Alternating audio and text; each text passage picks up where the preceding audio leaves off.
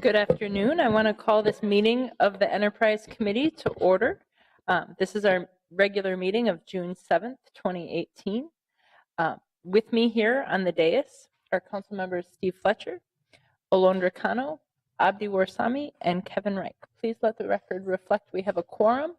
Councilmember Goodman will be joining us shortly, and we have a really exciting agenda today. First, I'd like to go through our consent items. If I may, they are all IT contracts. The first is contract with Arete Consulting for the Solid Waste Information System, an increase to that contract. Item number 2 is contracts with Arete, Accenture, and Integrithm for ServiceNow projects. And item number 3 is a contract for benefits and COBRA administration. We do have the CIO here if anyone has any questions on those, but I will move those for approval. Any questions? All in approval, please say aye. Aye. Opposed? That carries. We have several discussion items today. The first of which, I'll be calling up Mr. Jeff Schneider from the coordinator's office, but with him today, and I'd like to give a special welcome to Mr. Eric Garcia Luna from University Relations, and also Mr. Kevin McCoskey. He's the Director of Sponsored Projects in the Administration Office. So, Mr. Schneider. Thank you, Chair Palmisano and committee members. My name is Jeff Schneider. I work in the Coordinator's Office, and I'm very excited to be here today to initiate a new phase in our relationship with the University of Minnesota. With me today, in addition to the 2 representatives from the university, are Jeff Hadeland from Public Works and Dan Hammer from the City Attorney's Office, who will be assisting with our contract negotiations. So over the last year and a half, 2 years, Coordinator Rivera Manwright and I have had a conversation with the university to explore ways to work better with them. Of course, we are so blessed to have a major research university in our city. They are the city's largest employer. And we have interacted with them, of course, for a century and a half in numerous ways, including providing services and research and technical assistance. We hire their students. I'm a graduate myself. They hire specialized services from the city. Over the last 5 years, we have had something in excess of 40 contracts with the university across 7 departments. And so that's a lot of paperwork to maintain, to create and maintain. And during the course of this conversation over the last year, we became aware of a relationship that the university had with Hennepin County, with something they call the Hennepin University Partnership. I think I put a link to that in the staff report. That was initiated about 15 years ago, and part of that partnership involves a master contract between the 2 entities so that the work they do together can be done in a much more streamlined fashion, just by short kind of administrative agreements that can be signed by department staff and appropriate university staff. So we don't have to they don't run every project through the Hennepin County Board. The board signs off on a 5-year master agreement, and we create estimate a dollar amount of our annual spend, and we're going to be thinking about that just as a point of reference. We have been spending about $500,000 a year through our various contracts at the university. So if you multiply that by 5 years, a 5-year contract total might be something in the $2.5 to $3 million range. So the point of this is just to streamline our ability to work together. We have been doing work with them. We have been hiring them for lots of things. We will continue to do that, and the notion of a master agreement just makes that work easier. As we took this proposal through our internal contract review committee, the permanent review committee, one of the members there, Jeff Hadeland from Public Works, said, what about us? Because it turns out that every time Public Works needs to go on university land to touch our water mains or our storm sewers, they need a contract, which gets run through TNPW and ultimately the council. And why can't we also have a master agreement for that kind of work? That goes through a different office, the real estate office at the university. They're not present today, but we have been in touch with both real estate and the sponsored projects, and they are both very willing to entertain this conversation and work towards a master agreement. So with that, that's about all I had to say. Mr. McCloskey and Eric are happy to stand up and just say a couple words on behalf of the university if the chair is willing. That would be great. Mr. McCoskey?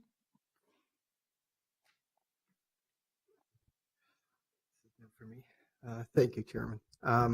Yeah, the university is looking actually forward to entering into these types of arrangements. The master agreements, the ones we've had with Hennepin County, we also have several with other federal agencies, and it just really streamlines the administrative process. So the work that you're trying to contract to have done by the university can get done promptly, quickly.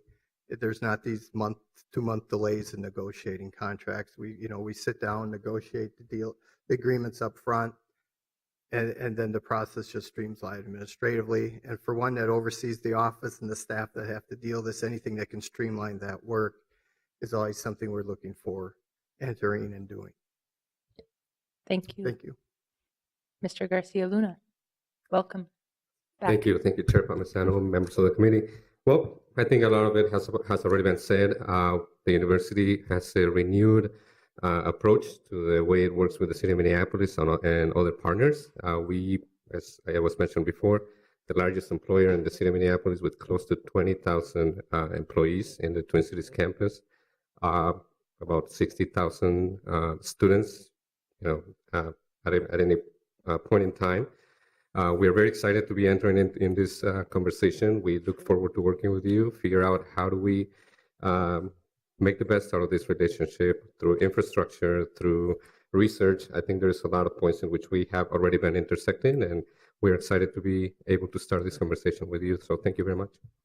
That's terrific.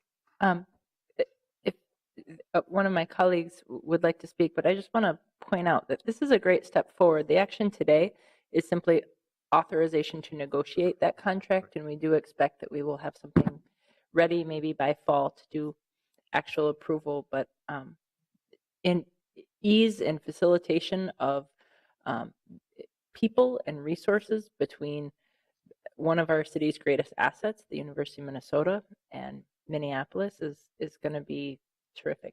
Councilmember Fletcher. Thank you, Madam Chair, and thank you for this presentation and for moving this forward. I'm very, very excited to see the city and the university working better. I'm also a proud U of M alum, and the U of M has a huge footprint and a huge impact in my ward and in the whole city, and I think this is very important work. I know that there have been, I think there has been a frustration for a long time I know from my role in the nonprofit policy research community and in my work with the university and other roles prior to coming to the city, but also I think in thinking about the city and economic development, I think there's been a frustration about sometimes not being able to take full advantage of this incredible institution and resource that we've had in the past. And so to the extent that we can, as we're negotiating this contract, that we can really be thinking about how do we create clear pathways to be able to partner for research? How do we create clear pathways to be able to partner where we have shared infrastructure interests, like along the Granary Corridor, and ways that we can work together to negotiate pedestrian access and bike access and better, traffic and sort of housing thought. I think there's all kinds of ways that we could be collaborating, and that I hope we'll be collaborating. And so I'm enthusiastic to see this move forward. I'll move authorization to see the negotiation happen, and I'll look forward to hearing how it progresses. Thank you. Anybody else? Mr. Schneider, Nope. that concludes your Yep. your comments. Thank you so much. We're excited about this. I want to move this forward. This is the authorization to negotiate master agreements with the university, and as is stated on the agenda. All those in favor, please say aye. Aye. Opposed? That carries. Thank you. We're looking forward to it. The next item on our agenda is an update on the Digital City Services Portal project. And with us to present that information is Greta Bergstrom. We'll give her just a minute to get her presentation. Pardon me, the presentation froze up here. No problem.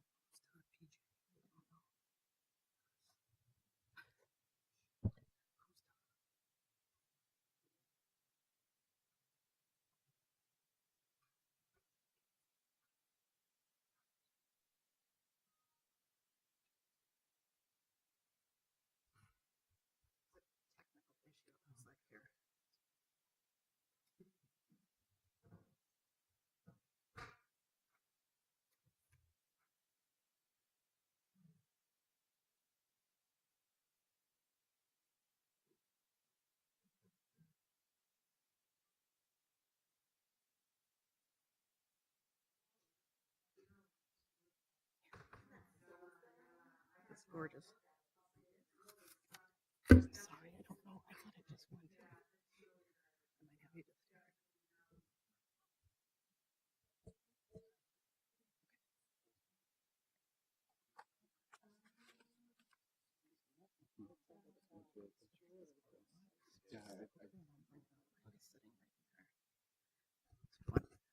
Why don't I get going, and we'll bring that up as soon as we can.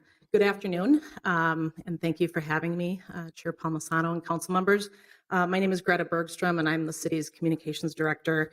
I'm here this afternoon to present a status report outlining the work to date on the city's new digital city services portal, aka the website, the city's enterprise website, which has been underway for about 8 months since last fall. Since council approved the budget and we were able to hire Minneapolis-based web development organization Clockwork. I'd also like to recognize the ongoing work of our steering committee members and our steering committee, which includes Robin Hutchison, who is our public works director, city coordinator Nuria Rivera Vandermeide, and city clerk Casey Carl. And also joined on the steering committee is information technology director Otto Dahl, who is also here and able to answer questions. We sincerely appreciate the investment made in this project, as the city has been in need of a new digital home for some time to serve and inform constituents in a more accessible manner. It's a critical piece of communications infrastructure that we really believe will serve and benefit every department across the enterprise, and of course, every resident and business owner in our city.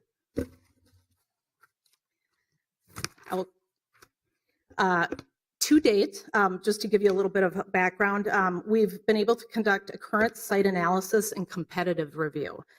We've interviewed internal and external users, including those with disabilities and a diverse array of backgrounds. We've completed a request for proposal for a new content management system and developed strategic direction, objectives, and principles for the new site. In current progress, we're creating wireframes and a sitemap for a better experience, really, so that people know how to navigate the site and get to that information as soon as possible. We've developed a change management strategy and plan, which is still underway, and we've developed design concepts, creative layouts, and designs for content pages. We are also setting out to build the new website from the ground up. So we're not refreshing it. We're really building a new modern site that fits the needs of our growing city. There's a substantial amount of work that needs to happen between now and when we have an expected launch of next fall, 2019. And we want the new site to meet both audience expectations and their immediate needs. The new site will be seen and used by more people than will walk into City Hall or our new public service building that will be built across the street. Last year we had 4.1 million visitors, and so this is a critical piece of communications and technology for the city that will serve the entire enterprise. In terms of outcomes, once the new digital portal is launched, we expect to have the following results. For users, we'll have a fully ADA accessible compliance, so that's something critical to the city, and this is a great opportunity to build that right in and bake that right in.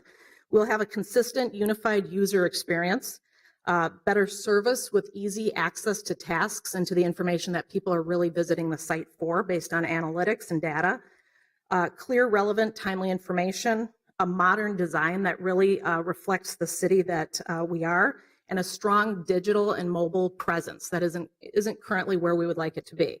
For the enterprise and for staff, a consistent and clear content across departments, reduce time to create and manage content, engaging and meaningful content, reduce cost to support sites that are outside the system, and reduce cost with fewer in-person and phone interviews. Ultimately, this will result in increased engagement, sharing, visits, and mobile usage, and really more self-service opportunity, because we know people want to use their mobile devices to get the information and to be served in the comfort of their home or wherever they would like that to be. Overall, the strategic direction for the Digital Services Portal, is to design for the city that we aspire to be over the coming years. We aspire to be a city that is actively engaged, modern and tech-forward, inclusive and welcoming, open, accessible, and fully responsive. And we want to also be adaptable, resilient, and smart. And so that's really kind of a mantra that we're building the new site against. So how will we get there? We have three primary objectives. The first is to make it easy to meaningfully interact with the city, no matter who you are. We want to make the digital portal the primary tool for streamlining communication with the public. It's a first-stop shop. It's people's first impression, whether they're somewhere else in the nation or the world, or whether they're right here in the city. We want to promote engaging stories and improve feedback and collection tools. We want to use visual elements and photography really to reflect the city that we are. We want people to see themselves on the portal so that they know that this is their home. We want to create a consistent experience using content principles, voice and tone guide, digital style guide. Search, we need to improve dramatically our searchability so that people land on the homepage, land on our site, they can get to where they need to be and find that information. We also need to ensure accessibility compliance through regular reviews and remediation, and ensure the portal is available anytime, anywhere, and on any mobile device. Our second objective is to proactively tell the city's story. Tell the city's stories in a consistent way that reflects who we are. Centralize key content creation in experts in creating engaging content so that every story is meaningful and not disjointed. Create a design language and visual templates that make consistent visual communications easy.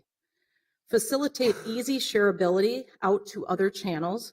Structure content creator groups to take advantage of highly skilled content writers, and make it easy for skilled writers to create engaging stories that accurately portray the diversity of our city. And our third objective, to lay a solid foundation for the future. We know that we'll evaluate and adjust staffing plans as needed to support the digital portal. We know there will be some level of transformation within the enterprise that will be needed to make sure that this works the way it needs to work. We will be modernizing the web content management system and developing a digital portal that uses best practices, both development and accessibility, and create a content management system that is thoughtful about bringing non-compliant sites back into the system so that we can search through a one-stop shop for everything that the city puts out online. And lead the public sector with a better user experience, more navigable, and enforce compliance with the new portal's content and design standards. In terms of our timeline, the remainder of 2018 will be focusing on user experience and visual design, content transformation, so that's both written and imagery, change management, and migration planning. And migration is essentially moving the content that we currently have that we want to keep. Some we know we may not be able to or want to archive, to move that to the new platform. And then we will also be selecting a new content management system and alignment. And that work is actually underway as of this week. We're doing a down select, and we'll be digging into that. In 2019, we will focus on content migration, change management, training within the enterprise, the content management system implementation, front-end and back-end development, and pre-launch testing, just to make sure that we're ready to go before that goes live. And our goal is to launch this new portal at the end of next year or by the end of next year. And I will stand for questions that you may have. Thank you, Chair. Thank you. This is a big lift, and I appreciate the effort on it. You know, something that I often tell the constituents is that there is a huge amount of information out on our city's website, but how you find it and how you Yes. find the most recent version of it is what can become tricky and challenging. Are there any questions from my colleagues? There are not. So Thank you. Thank you for the time. super. Thank you. I'd like to make a move to receive and file this presentation on our Digital City Services Portal project. Any thoughts or questions? All those in favor, please say aye. Aye. Opposed? That carries. Thank you. Thanks for explaining this part of the work of the City Coordinator's Office. Next, we have Christian Rommelhoff here. He's going to, as we get relogged in here and everything.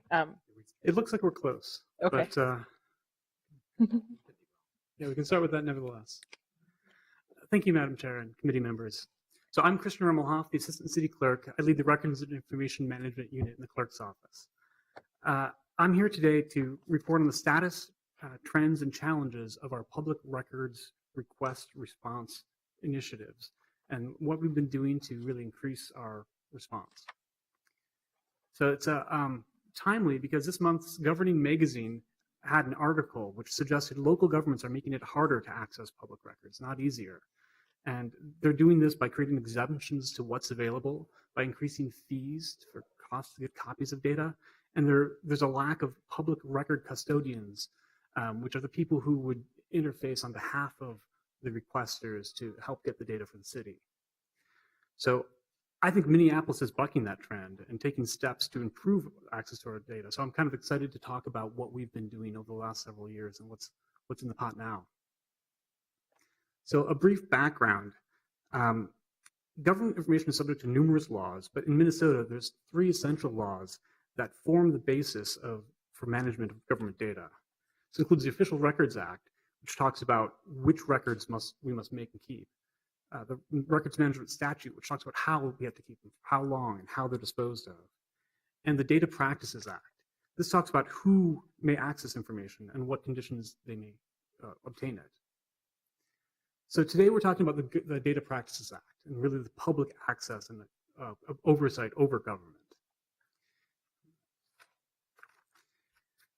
So this law provides access to government information to any who ask for it. They don't have to be residents in the city. Anyone can ask for it from Minneapolis and we'll provide it. It requires the city to have a channel where people can make requests for the documents and data, and it requires us to answer the requests. This requirement is a foundation, again, for public's oversight of government. But the law has a second side. It also requires us to protect data. There's a general rule that government data is public, but there are countless exceptions, both in the Data Practices Act itself, but also in state and federal law. The data we maintain about people and businesses includes things like personnel files, criminal justice information, medical information, trade secret data. We have a statutory obligation to protect this from improper disclosure. So as a result of this, there's a balance between transparency on one hand and privacy on the other. And as we, the city, goes about receiving and answering requests, we must take care to ensure that the data we're producing is public accessible data and not the protected data. So the city clerk is the responsible authority for the city. And this role is defined in state law, and it requires the clerk to ensure that the city complies with the Data Practices Act. My unit, the Records and Information Management Unit in the clerk's office, helps manage the city's response to these requests. But it takes more than us to really effectively respond. We rely on key partners around the city, including IT and communications and 311, who all help provide access to data. The city attorney's office, which helps make sure that we're in compliance with the letter of the law. MPD, a department which on its own receives more requests than the rest of the city combined. We work with all of these partners and meet at least every 2 weeks to make sure that we're coordinated and providing a coordinated response on troublesome requests.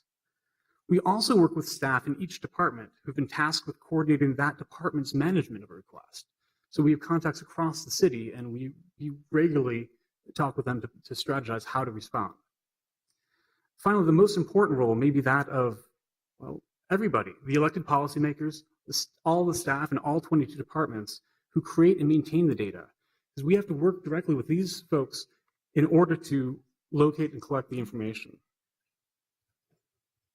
So the Skyway map here, probably a little bit hard to read, is really trying to convey that the process when we get a data request can be very complicated in order to ensure that we're locating all the data, that we, well, first of all, that we understand what's being asked for, that we're working with the right people to locate the data. Sometimes this involves central server searches. Sometimes this involves creating reports from systems. Many times it involves reaching out to the people who know the most about the data and working with them. It also requires numerous steps to identify and redact information that isn't public.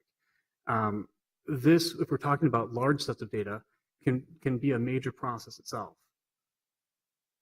Once we have the data, we are able to produce it to the requesters, but many times the data comes in stages. If it involves multiple departments, it'll be a little bit here, a little bit there. So we either need to queue it until we have it all, or we can release it. So for routine requests, we work with departments, and they have these processes in place.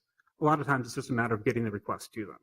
For complicated requests, it really becomes more of a plan. We have to figure out how we're going to locate and provide the data. And importantly, I'll say not every question of the city is a data practices request. There's a formal process to submit a request. It has to use the language of a data practice request. It has to use our form, our process that we've defined. 311 gets requests for information all the time. They're able to answer it. Your offices receive requests for information, and you're able to answer them. It's only when somebody's using this law to access documents and data that we go through this full process outlined here. So, we're live. Excellent. Thank you. So one of the challenges that I wanted to talk about is the trends in requests. As you can see from the chart here, we're receiving more requests year over year, and it's about 1.6 times each year over the last. This is really reflecting two things. The first is the city's just receiving more requests. Part of this is because there's a booming economy. A lot of developers are looking towards requests related to property and development, for example. But a second factor here is this is reflecting requests that we're newly tracking in a centralized way. It used to be requests went directly to departments or to one-off individuals in the city, and so we didn't have a way to know what was being requested or provided. So those requests, to the extent they're now being tracked centrally, don't reflect an increase in volume. They just reflect a new ability to track the request. One important caveat here is these numbers don't reflect requests for police data.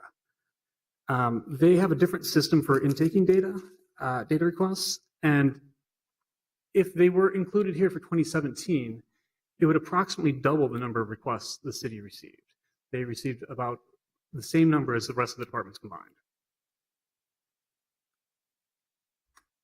Mr. Romohoff, if Yes. I may interject a question here, do you know, just perhaps anecdotally, has there been an increase in police open data requests like you have seen here with the rest of the enterprise? Madam Chair, I believe there has been. So we've looked at data. They track things a little bit differently there. They have very transactional requests, and they have more complex requests, which they call managed requests. And tracking the managed requests, they have seen a very similar increase in requests to what we have. I can't speak to the transactional requests, however. So one of the other questions we commonly get is how long does it take to get data? And this slide shows an example of the average processing times. Now, it's difficult to talk about averages because requests vary considerably. One may be for a simple report that we can quickly print and provide. Another request may involve sifting through thousands of emails. So the other thing to know about the numbers that we have is our metrics only go back reliably for about a year. Before that, we used very manual processes. And so we have our best estimate on older data, but I can speak more confidently to 2017. 2017, the average age of a closed request is 36 days. Now, the slide that you see on the screen, this shows that the average is really driven by some exceptions. More than half of requests are closed in less than 10 days. Almost 3 in 4 requests are closed within a month. But there are a number of requests, here the purple and the yellow in the chart, that really take a significant amount of time. And the time it takes to process those requests really drive up that average. So the 36-day average doesn't really speak necessarily to the standard experience a requester will have. The other thing I'd like to note is the time it takes to process a request is somewhat dependent upon the entire set of requests we're working on at that time. When somebody requests data, they do it usually online or with 311. They don't see that they're in a line. It's not like they're at the DMV. At any time, we have between 150 or 200 or more open requests. And when each of them takes this sort of the process that you saw on the Skyway-like map before, that can take a lot of work.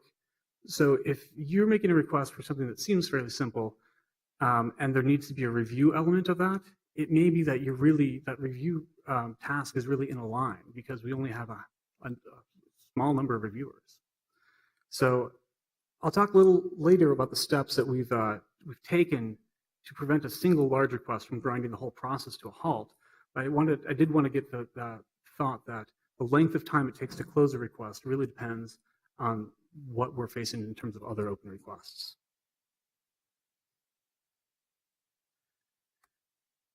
So that kind of sets up the challenges we're facing a bit, of what we're really seeing out there. I do want to talk about some of the steps that we've tried to take to improve our response time and to really prepare ourselves for the increasing request trend line we've seen.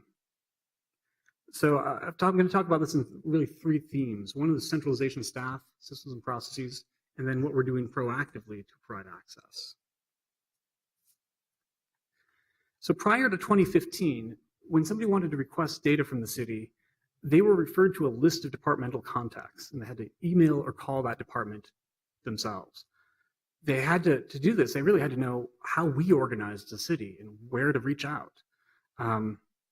As you can imagine, each department had different procedures, sometimes different interpretations of the law, and this sometimes resulted in an inconsistent result depending on where you were looking for data. Some requests involve multiple departments, and these can sometimes be lost in the crack or have folks not sure who's doing what part of the request. And so when you had to reach out to each department individually, you were always hard pressed to get that holistic enterprise response. And finally, the decentralization of responsibilities across 20 departments really limited our ability as a city to leverage specialist personnel and tools. So over the last 3 years, we've made some changes. The first, in 2015, the mayor and council has added a data practices coordinator to the clerk's office. We're very appreciative of that.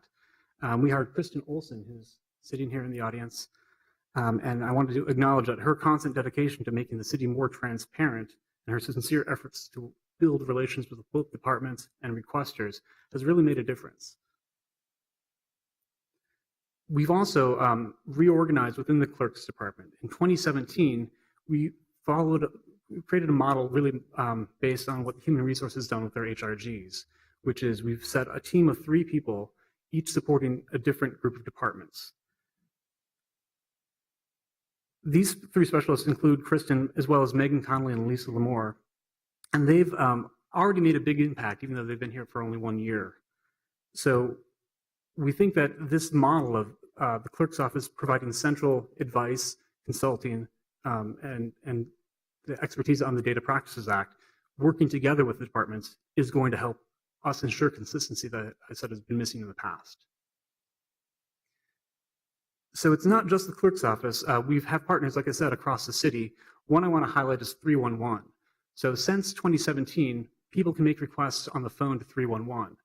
311 always has been able to point people to information on the website or answer questions, now they can, if the data is not available, they can enter a request directly into our system.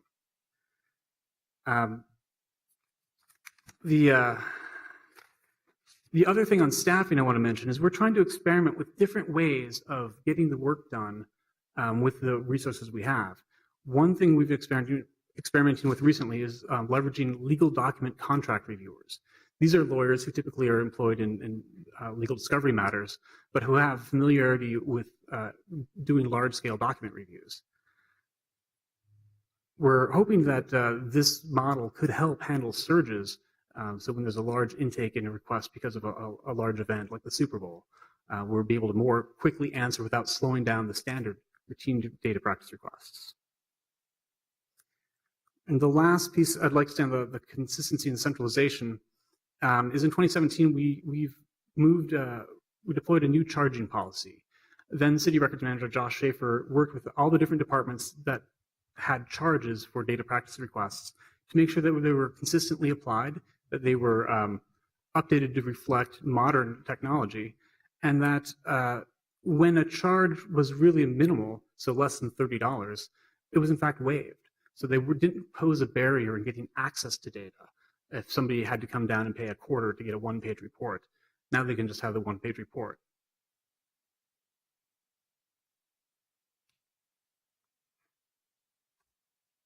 The other major line of, I think, efforts here is really on our technology systems and our processes.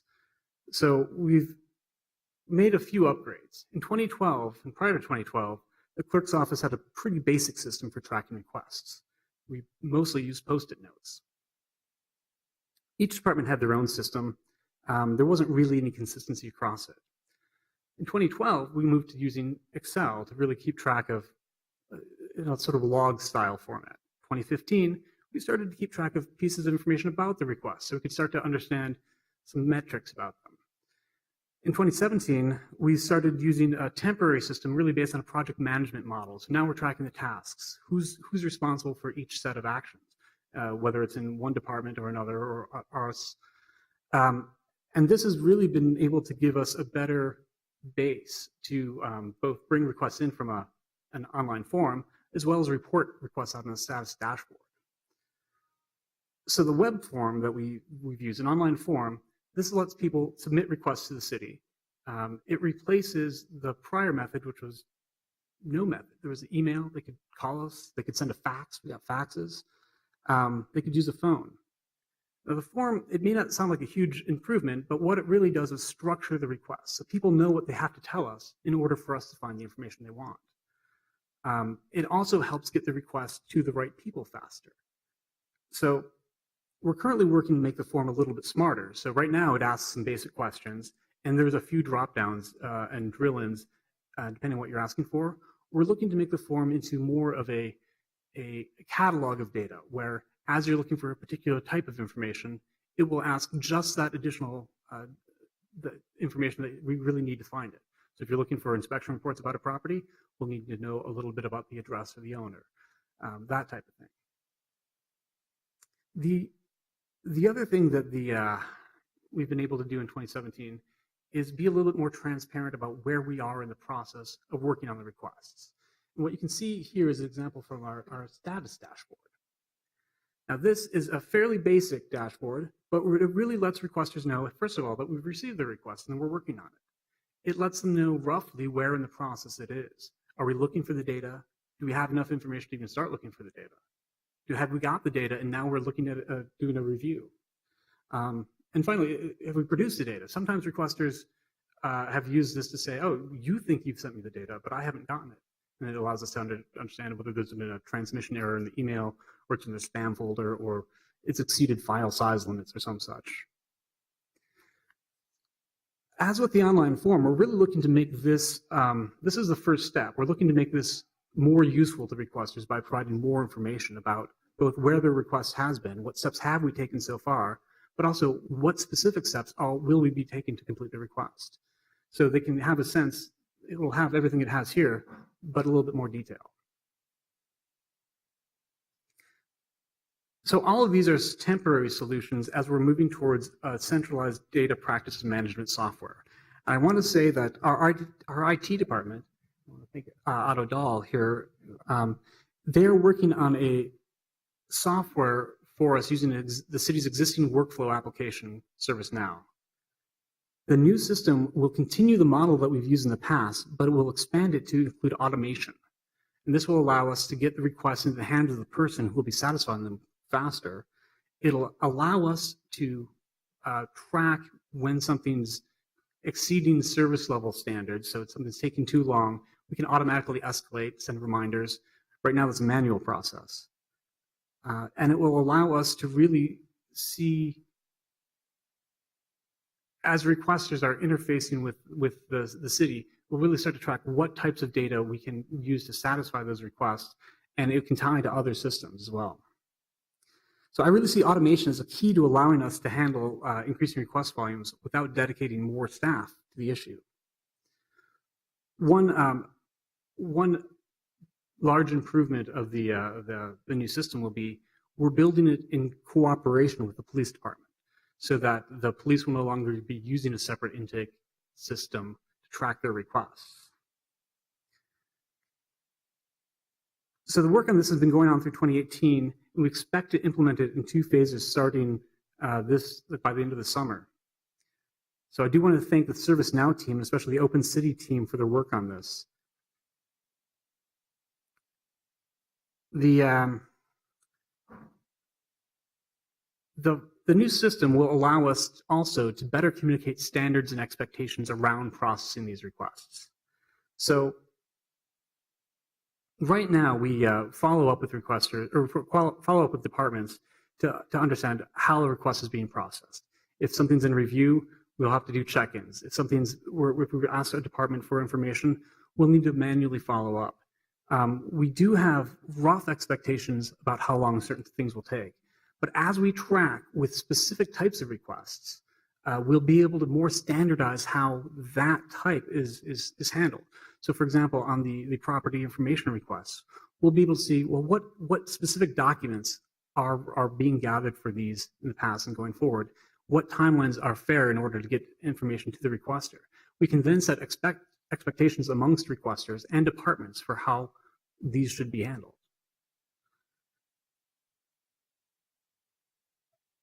The final, but not at all the least important thing I'd like to mention in terms of software is redaction software. So I said in 2012, we were using Post-it notes. Well, as recently as 2015, most redactions, blocking information from a request, was using black marker. So literally we'd print, use a black marker, and then make a copy so that you couldn't see through it. It's a fairly long and involved process. We started quickly using Adobe Acrobat to draw the boxes, but now, beginning in 2016 and 2017, the city's piloted using e-discovery software, which is software generally targeted for lawyers in litigation when they have large document reviews. This allows reviewers to look at large sets of documents, to perform searches and filters, to create redactions, and then to do it all electronically. So there's no second step of printing, there's no second step of scanning, and there's no black marker odor. So it's still a manual, labor-intensive process, but technology does help to speed this up a little bit.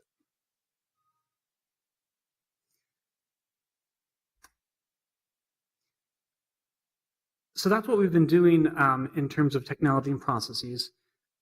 One of the things I think is the most exciting is that we're trying to move the city to the ideal of preventing data practice requests by making the information available proactively. So that way, requesters get data nearly immediately, and we have less staff time required to process requests. So we've sometimes taken requests to prevent, taken steps to prevent repeated requests by publicly posting frequently requested data. So we've posted, for example, information related to officer-involved shootings because we received numerous requests related to them. Now, we're working with departments to advance the notion that when a request is repeated, commonly repeated, there should be some way of proactively providing the information. Luckily, we have partners across the enterprise, and I do want to note the digital services portal that we just heard about will be a cornerstone of this. This will allow people to find information on our website, which is really where most people will go to look for it first. Within the city, the IT department has also organized a data cooperative, which is a group of employees, and it's intended to facilitate conversations around departmental bounds and expand the culture and skills supporting proactive data sharing. The departments themselves are directly moving to share data. There are numerous projects around the city, and they're generally spearheaded directly by the departments and facilitated by IT. So some of the exciting examples recently have been the Civil Rights Department has a complaint review dashboard. The Police Department has a use of force dashboard. The city coordinator has the results in Minneapolis. The housing inventory stock is available online now. These tools really help answer questions before they're asked of us. New systems such as the Legislative Information Management System in the clerk's office just make more information public as part of how they operate. So these are all departmental projects, but they're helping really stem the tide of requests, and they really help make information more available. It's all done because of work IT has taken to take data out of silos, to expand its reusability, and to make it accessible to reporting systems. Initiatives such as the Analytics Hub really put Minneapolis at the forefront of data-driven local governments, and they really prepare us to help embrace transparency as part of our standard business. So the more this approach, this proactive data approach is expanded, and the more we intentionally expand it to focus on the types of data the public's most interested in, the more impact we will have on transparency and government accountability.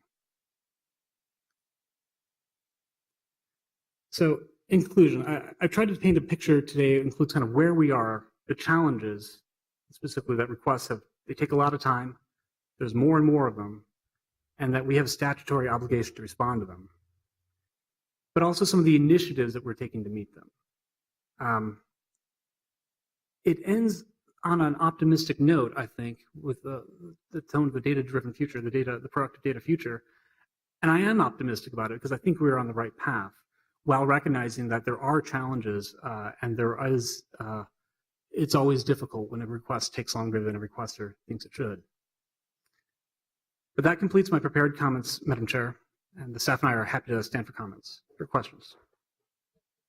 Thank you. To put this into a little bit of context, I had asked Mr. Rommelhoff to give us just a high-level view into the specific work of his team in spearheading this effort to handle public requests, because first, it's the most visible aspect of how we manage data in our city and how we ensure accountability to make sure government data is easily accessible to the public. But second, because data requests affect all departments. So it provides a total perspective on how we operate as a city enterprise, and it goes a little bit hand in hand with the portal upgrades that we're working on too. I'm really pleased that, as your report explained, we're doing better. We've come a long way since Sharpie markers. But I also know that, as we heard you indicate, we could do better. We can do better. So, Mr. Fletcher, Councilmember Fletcher. Thank you, Madam Chair.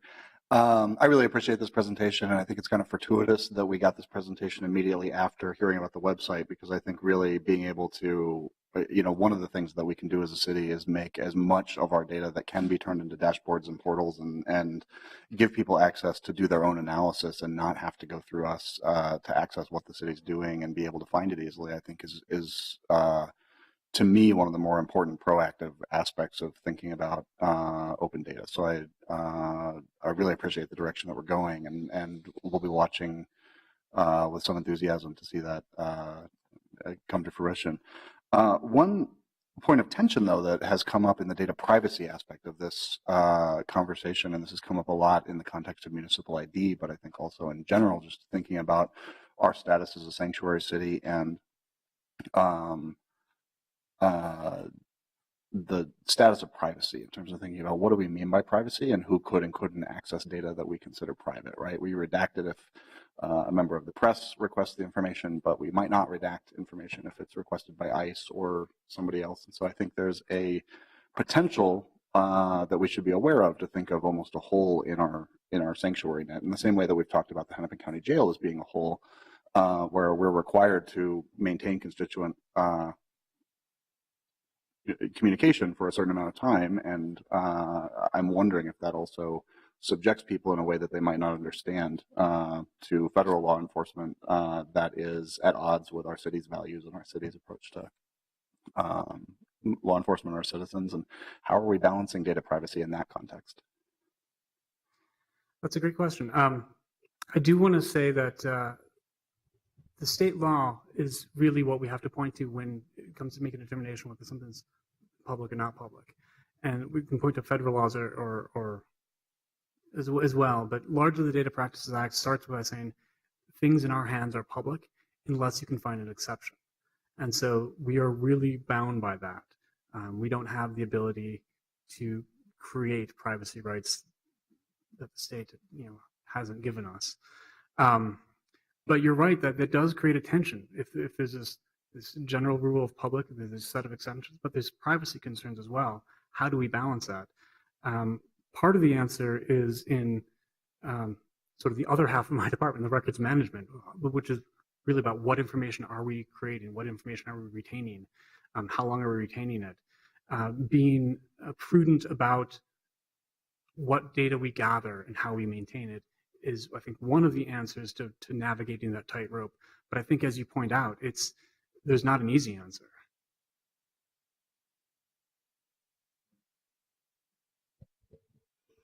There aren't any more questions, so thank you for your presentation, Mr. Rummelhoff. First, I have some more things to say about this, but first I'd like to receive and file this presentation. This is a status of the initiatives relating to the Minnesota Government Data Practices Act, including the overview of the trends, challenges, and ongoing initiatives. All those in favor, please say aye. Aye. Aye. Opposed? That carries. Second, before we go to the coordinator's update, I'd like to interject, and those up here on the dais have two staff directives before you. There are copies of two staff directives over by the city clerk. I wanted to put this into a bit of a larger context. For those of you who maybe weren't aware, the first audit conducted by the internal audit function when we reconstituted that from an empty department during my first term was an analysis across the enterprise about how we as a city manage our information assets, how we manage data. That audit was presented in October of 2015 to the audit committee, and then the clerk's office had prepared its management response for presentation in March 2016. Unfortunately, the date when the clerk's office was scheduled to present that at committee of the whole was the same date that the county attorney had announced he would not seek charges against the officers involved in the shooting of Jamar Clark. And because of the gravity of that day, because of where it was on the schedule, that management response was never presented formally to the council. It is a bound document on in a lot of people's bookcases up here. So as a level set for this council, including our new members, I need to state that the audit found the city lacked an effective framework to ensure that its information assets are managed, that they're maintained, and that they're disposed of in ways that enable us to operate effectively. It found us lacking in assurance of compliance with all regulatory and legal requirements and to serve the interests of the public, both today and into the future. In fact, having been involved in both the audit as well as the work led by the clerk's office in responding to the audit findings, I can share with you that on a nationally recognized scale, it's a 1 to 5 scale, the city of Minneapolis scored at the time a 1.65, where a ranking of 3 is considered acceptable, appropriate, or kind of a median place. So we know that there's much work to do in terms of improving how we create, how we manage, how we share, and how we dispose of our data, because those are, like you just said, truly assets of this enterprise, and they're assets of the community, and we owe them that. As part of the policy level follow-up to the data governance audit, I authored last year the city's information governance ordinance that was enacted in 2017. It was the first of its kind in Minneapolis. We had modeled it off of some other cities, but it provided for the first time a codified statement on this body's position on how government data as an asset of this enterprise would be managed. The ordinance established an executive level committee. It includes the city clerk, the city attorney, the city coordinator, and the chief information officer. That committee had its first meeting in April of this year. And I really want to give weight and enthusiasm about that work of this council. It's my understanding that the committee is working to reconcile a lot of existing policies that sometimes conflict with one another, and also to generate a list of potential policies that will address new and emerging issues, for example, data security issues. So before you are 2 staff directives that build on the work that has been accomplished so far. First, specific to the coordination that Mr. Rummelhoff was presenting, the coordination between the clerk's office and the police department, I want to offer my sincere thanks for the improvements that have been made on this front. On your last slide, Mr. Rummelhoff, was a list of all the people that have been involved in doing that work. And I know some of them, and have been hearing from them in check-ins for quite some time. As a policymaker, I want to encourage that becomes a really solid partnership. I want to incentivize further collaboration that are going to improve the outcomes for faster, easier access to public data by requesters. I think it's going to enhance the convenience for the public. I also think it's going to enhance the public trust. I've had extensive discussion with Mr. Rummelhoff, but also with Chief Arredondo on this, and this is a big step. If it were not for Chief Arredondo, we were actually just laughing in my office a couple of days ago that last fall, this was one of the things I spoke to him about, is I kept him in my office for hours before his nomination, or rather his confirmation of his appointment. This is one of the things that was important to us last year. And, you know, the clerk's office set the bar in audit responses with a bound book that was their response to the data management audit.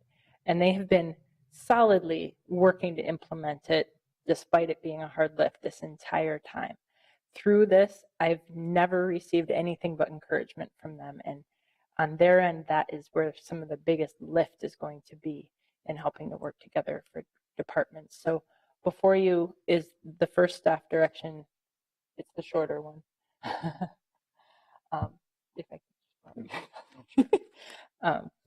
it is asking for a single point of access for data requests, and it asks that the city clerk and police collaborate on a production of a single point of access and data request procedures to help maximize public convenience, and to report back to this Enterprise Committee meeting in September of 2018. The meeting for Enterprise Committee in September is on September 13th.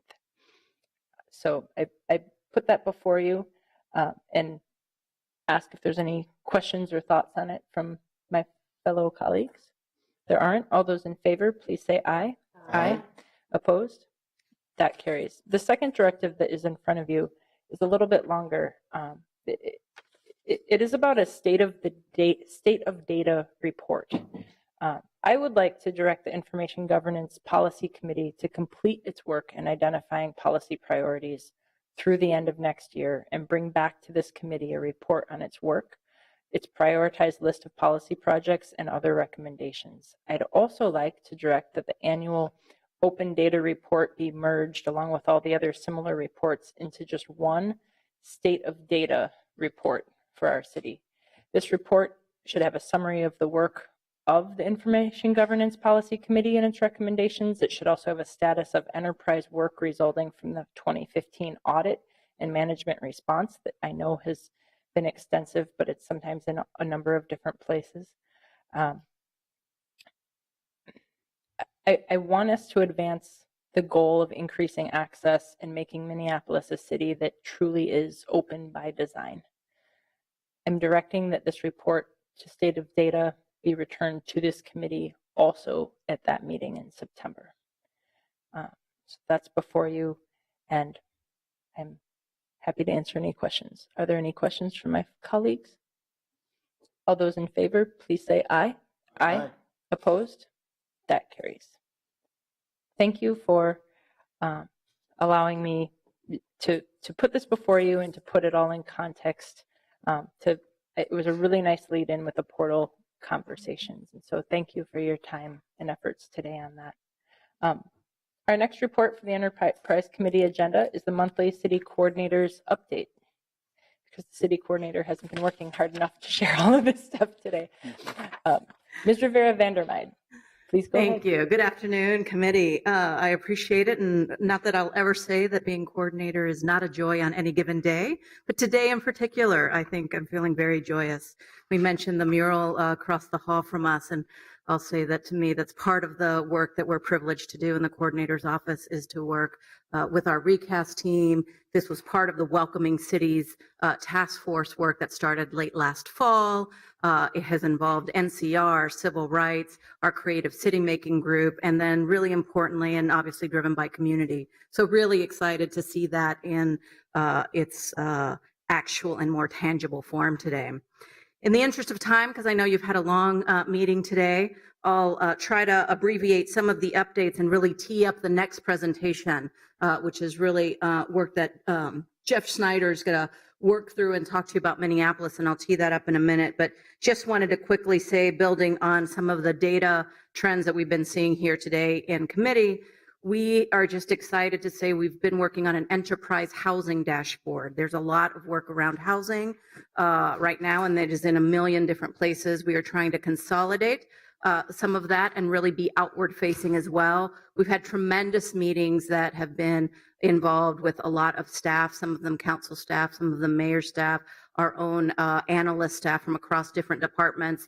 We were able to see a quick demo of that just recently, and my geeky self was excited and thrilled to say that I think it's going to be a tremendous product. We're actually working and thinking about a beta test so that some of you can see it before it. There's still some quirks and some data cleanup that we need to do before it is a public document to make sure that it's accurate, but that's one of the things that we're moving forward on.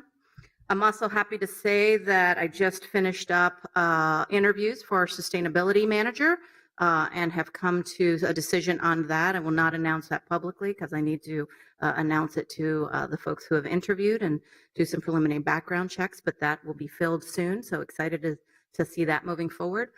Our Chief Resiliency Officer has just posted, and so we will be moving forward with that as well. That is currently online. And we invite invitations for those that are interested in that position. And finally, our Human Trafficking Fellow, that was another grant-funded position, has actually started with us early. It is really focused on augmenting what we've done with sexual trafficking and sex exploitation to not only augment that, but also go into labor traffic and labor exploitation along with our folks in civil rights. So really excited to move that work forward. And she begins in earnest, in full, I believe, next week. So those are just a few things. I've got a few other things on the list, but I'd rather get, if it's all right with council, I'd like to get to the presentation today and just tee it up to say, as part of our study sessions, you've been able to see a lot of what Minneapolis looks like. We've been able to look through housing, through economic lenses, through a variety, through sustainability lenses to see what does Minneapolis look like, and we've drilled down. We've looked at what that looks like in terms of our demographics. We know that, for example, the economy or wages may be great for some, but not great for everyone in our community. And how do we bridge those gaps? We know that there are strong disparities that we need to address, and how do those strategies, how do we align those strategies to really getting to the outcomes we're looking for here in the city? What we perhaps wanted to supplement, what we haven't talked a lot about, is if we go from Minneapolis and take it as a city as a whole and look upwards, look outwards, how does Minneapolis stand when it is in relation to our region, to the local peer cities? And we used, for purposes of this evaluation, the peer cities that Greater MSP uses, which is similar to what we did when we looked at minimum wage.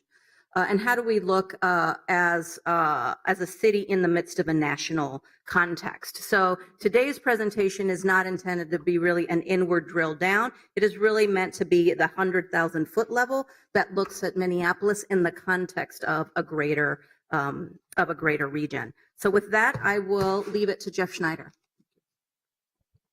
Thank you. Mr. Schneider, I also understand this is just a preview, just some of your great efforts here. So Yeah, this is probably half of what I've worked on so far. So Great. good afternoon once again, committee members. So yes, as Nuria said, this is a long view and a wide view, not internal but external comparison. So here. So 4 topics: population, housing, income, individual income and poverty, and then the economy as a whole. So each topic will be started with kind of a little, just a handful of key standard demographic economic metrics. So this is the population kind of cheat sheet here. What's new on this page, about 2 weeks ago, both the U.S. Census Bureau and the Metropolitan Council released their estimates of the city's population for 2017.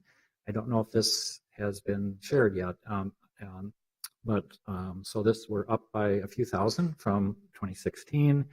They vary, they've always varied by maybe 1,000 or 2,000 or something. That's because of different methodologies, but they're trending in lockstep here. So 10.4% growth since the last decennial census. Median age has not changed, and neither has the ratio of white to people of color. That's been steady since the last decennial census. I'm just going to kind of fly through this here because we've got, I know you've been here a long time. So you've seen this before. This is the long view. Our peak as a city, 1950, 521,000. And then deep losses during the next few decades, the trough, 1990. And we've been coming up since then. What you see on the right, which is also in the, of course, the comp plan analysis, the projection for the city, almost 460,000. So now we start to do some comparisons here, and here is again at the same time frame, 1950, city, state, and metro area, and now you get to see kind of how we are doing relative to other parts. We have not recovered, obviously, our 1950 population. The state and the county have doubled or more. Why is that? Here's why. Here's persons per household since 1950. And we have essentially, it's gone down by 1 person per household. Not just for us, but also for the 7-county area. Not quite as much, 0.7. But if we lose 1 person per household, which is what happened in the last 60 years, times 180,000 households, that's 180,000 people. Now we've added households to make up for some of that. That's why we're not down 180,000. But this is a big reason why. So there's lots of single-family homes that are not as full as they were 50 years ago. I live in one of them. So here we are again looking outward compared to just since 2000 now, region, state, city, St. Paul, I stuck St. Paul in there, and the U.S. as a whole. We're again at about 10% growth since 2000, a little bit better than St. Paul, a little worse than the region, the state, and the country.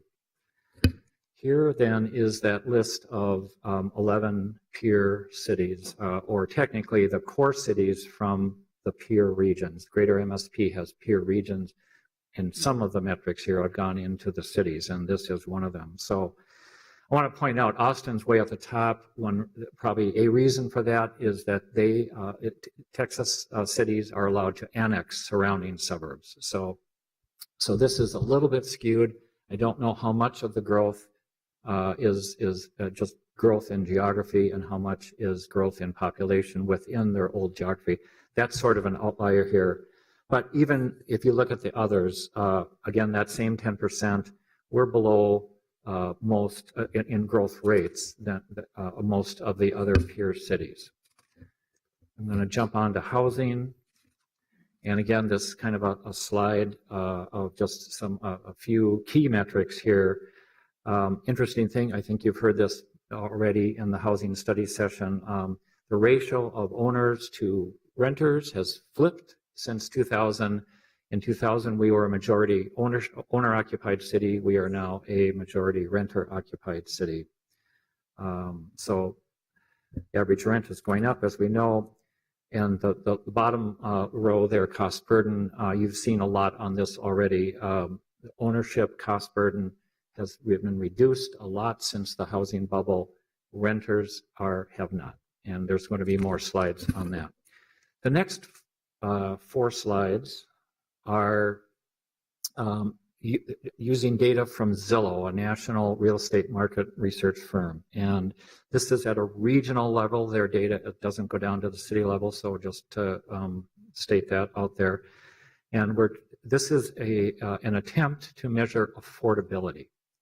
So what this is showing is, as the caption says, the percent of median income, how much of the average median income in a metro area does it take to buy the median priced house? And it turns out that in this metro area, it is currently, as of 2017 third quarter, 15%, 15.2% in this region. Percent of median income to buy the median cost house. And that is almost exactly the same as the country as a whole. However, when we go to see, again, the peer regions, and again, this is regional data now, so not city specific, you see where we're at the bottom end of that. And the very top line there won't surprise anyone, San Francisco. Way, way at the top. They're at 40% of the median income to buy a median priced house there. So higher incomes, much higher housing costs. Zillow also publishes comparable tables for rent. So how much of the median income does it take to rent the median priced apartment? Now they're lumping all kinds of apartments here. So this is a gross measure. These are, as Mary said, 100,000 foot levels. So a little higher. So purchasing 15%, renting 26%, and this is region-wide. So now you begin to understand the reasons that this is just another data point about why housing cost burden for renters is higher than for owners. When we look at the peer cities list, however, we are towards the bottom of that. Many, many of the regions still have higher cost rental than we do. This is a slide that is on the that shows the ownership gap. We thought it'd be interesting to show you how our gap between percent of white homeowners who own versus people of color who own, and how that compares to other parts of our region. And the Realtors Association did this. I just picked it off their website, where our gap, as of, this is 2013 data, our gap was about 40%. And that's a little more than some other parts of the county here or other region, and a little less than others. But you can look at this longer here. So the next few slides are taking a longer view on housing cost burden. The first 2 are on owners, and the second 2 are on renters. So here we see what's happened since the housing bubble of the 2008-9 era, where many, many owners were stressed as housing prices went through the roof. Since then, housing prices have declined a lot. Homeowners' incomes have not, and so the ratio of the percentage of housing cost burden owners has declined by almost half, and that's true in Minneapolis, St. Paul, and the country. Here's the comparable slide for this list of peer cities. We're towards the bottom of that list. And this is now city data. I've gone in to get the census data from city data. And again, just to repeat, housing cost burden, 30% or more of your household income going for housing. This is for purchasing housing. The next 2 slides are for renting. Here we see a very different story, which has been also shared with you in the housing study session and in the comp plan. And this is just comparing our trend line with St. Paul and the country.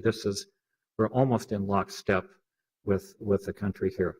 Half of our renter households are housing cost burdened. Here is the comparable slide for the peer regions.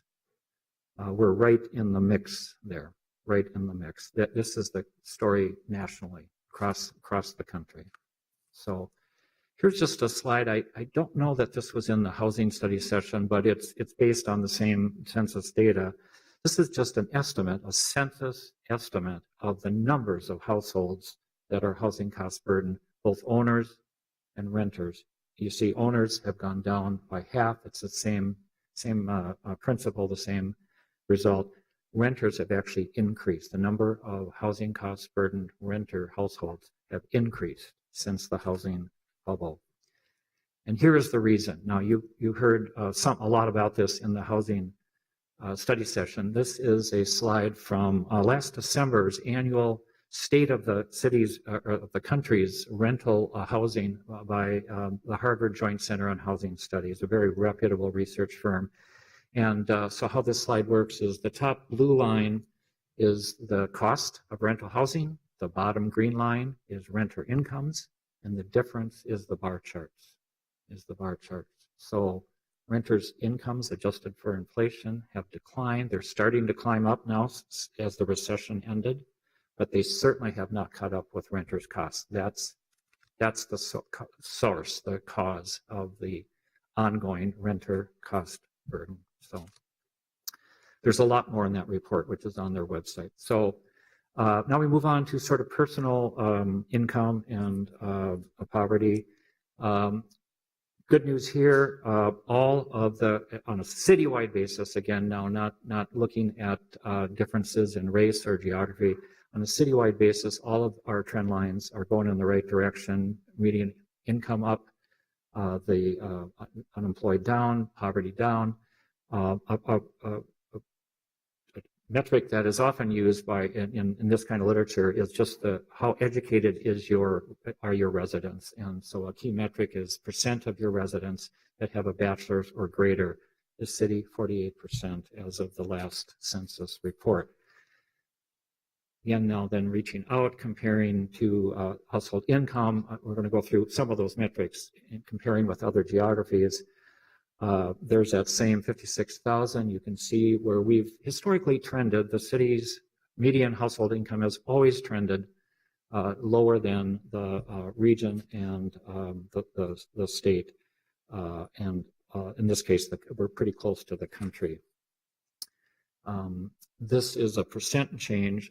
It turns out that in the recent years, our median household income, which is lower, has been rising at a faster rate. So there's been a 48% increase in our household income, again, citywide, and a little higher than the rest of the state here. So on the educational attainment metric, we're right at the top. We win on this one within the state, the region.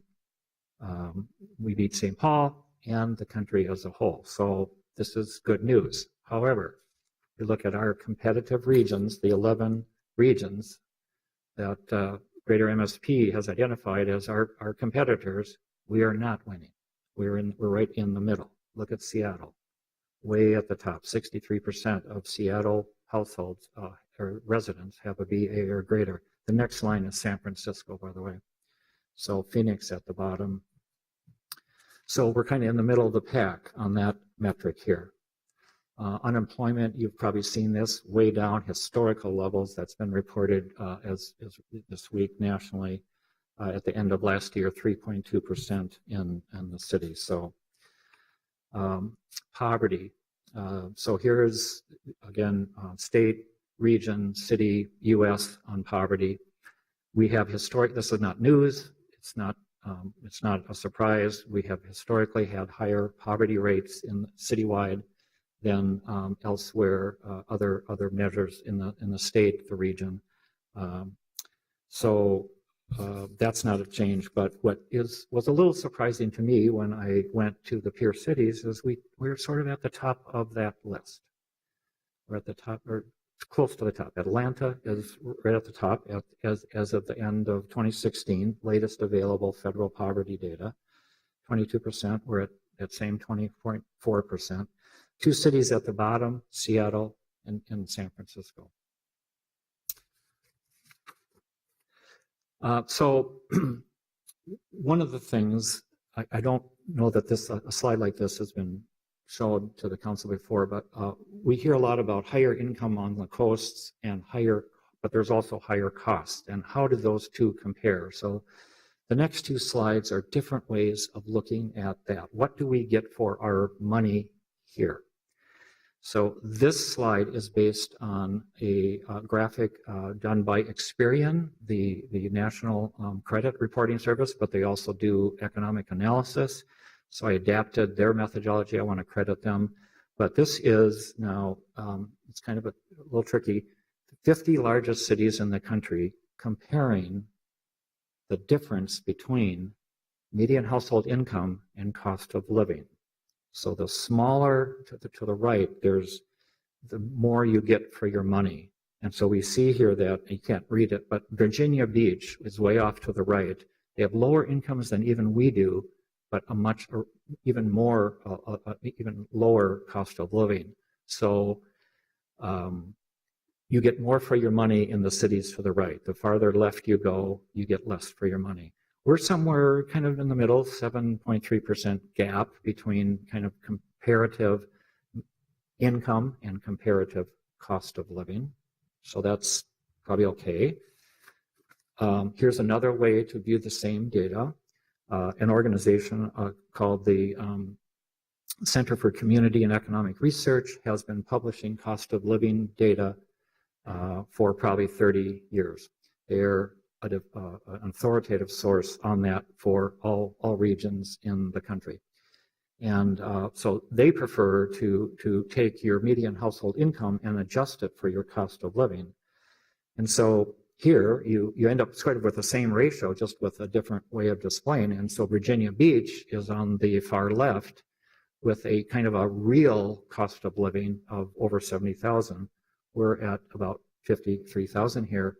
Now I'll just mention that we're much more affordable as a region than many of the coasts. And for those who might have seen the Sunday column by Lee Schaefer in the business section, that's exactly what he was talking about and what the CEO from this tech firm in Silicon Valley, why he moved here, because we can get more for our money here. And these graphs help illustrate that. So got just a handful of slides on the economy as a whole. Again, just this kind of dashboard of metrics, jobs up, growing, average wage, and unemployment rate real down. Here's two different ways to look at the city's economy as a whole. One is simply a pie chart. Just you can tell this is 2016 data, jobs data. This all comes from Deed. You can see our biggest pie slices and then and have been for many years. Healthcare and social assistance, professional and technical services, education, finance, and insurance. So this is snapshot in time, just how many jobs in these sectors.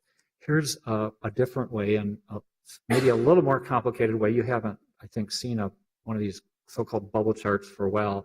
This is those same 20 sectors, but now we're looking at it on an XY axis. So above the zero mark means that in the last 6 years, those sectors have grown. They're growing jobs. And how much above the zero line, the x-axis, is how much they've grown in percentage terms. The size of the bubbles are how many jobs, right? So it's sort of some indication of how important and how big a sector it is in the city. Then we have the vertical axis. That dashed line is at the 1 mark, and what that means, and this is a little bit tricky, it's called location quotient. What that means is that if your sector is at 1, you have the exact same percentage of that industry in your city as the country as a whole. So if you got 10% retail in the city and there's 10% jobs nationally, you match the national, you're at a location quotient of 1. Everything to the right means that we have higher concentrations of those industries in our city. That's for a reason, because they have some kind of competitive advantage. This doesn't explain why. It just displays where they are on that scale. So the top right of the scale, which is in green, tells us which industries are both growing and we have a national competitive advantage. That's our future. These are the industry groups that have been thriving and will most likely continue to thrive in this city. So then we just have some job growth trends. Those were snapshots. These are trends. As I said in the dashboard, 5% job growth since 2000. We beat St. Paul, but we're not as growing as fast jobs as the region, the state, or the country. And then here is the 11 regions. This is kind of a busy slide here. Again, Austin's on the top, probably enhanced because of the territory they've annexed. So I sort of mentioned that, but we're not at the top of this list. And this is regional data. These jobs figures are not available at the city level. I tried, but they are available at the regional level. So that's what I had. I have some key observations here. We are growing not as fast as elsewhere in the state or most of our peer cities, and that's the same for population, housing, and jobs. I mentioned already that the ratio of our owners occupied to renters has flipped. We are relatively affordable at a regional level compared to the other regions. Median household income has been slightly lower than other parts of the region, but it is growing in recent years at a faster clip. So, the bubble chart, just to name that again, our largest single industry sector and fastest growing sector is healthcare and social assistance. It's that whole complex, and that has been the case for many, many years. So. And I just wanted to, there's quite a few people who contribute both inside the city and outside that assisted either with content or reviewing. So I wanted to acknowledge their help. Thank you, Mr. Schneider. I think this is really helpful both as we embark on strategic planning as a new council, but it also helps to put a lot of the different things we do in context and in context with peer cities. I see a comment or question from my colleague, Councilmember Fletcher. Thank you, Madam Chair. I do want to be careful as we look at this data. I think it's incredibly helpful and really, really important as we develop our analysis of where we should go. I do want to be careful about how we narrate some of these events, because I think it's important that we capture some of the historical context of what happened. So, for example, there's a slide that makes it look like our cost burden for home ownership has gone down, and I think the actual story there is that everybody who was cost burdened was on the margins, and many of them got evicted from their homes, and the city frankly didn't do much to help them, and those homes are no longer counted among home ownership because they were bought by speculators and they're being rented out. And so I think if we present that slide and we just make it look like things are getting more affordable for homeowners, and we can almost tell a good story about what happened, I think the real story is much less flattering to our city and is more of a cautionary tale about that should inform our housing policy. So I want to be very careful about how we include historical context in the way we present data like this. That being said, I think the data is absolutely critical, and I really appreciate the report. Thank you. Anything else? All right. Ms. Rivera Vandermeide. Chair Palmisano, council members, if I may, and I appreciate it and want to acknowledge that statement because I think that's true. I wanted to make sure that we were aware, or that you were aware, that our next step with this, we wanted intentionally to really present this and not flavor it with narration purposely now, but we are thinking about what does that look like in the future in terms of creating what we call a story map or something like that, where we really think about where do we sit? And then as we get down, what does that mean for us as a city? Because I think the richness of the study sessions tell us that while some of those trends may be going up, for example, they're certainly not going up for all. And I think that's an important part of that total as well. And that part of the portion, along with the many other slides that we omitted today for the interest of time, we're actually planning to do an intensive story map that, as I mentioned it to department heads today, they're all excited to participate in. That should hopefully be outward facing. And we are cognizant and careful to make sure that we tell a story that is accurate, not anything that is trying to sugarcoat or minimize the realities of what we live in. Thank you. So with that, we actually have two actions to take here. The first is to receive and file the monthly city coordinators update. And then within that, the demographic trends report. So I'd like to move both of those in concert with one another. All those in approval, please say aye. Aye. Opposed? That carries. That completes our agenda for the Enterprise Committee today. Thank you so much for joining us. We're adjourned.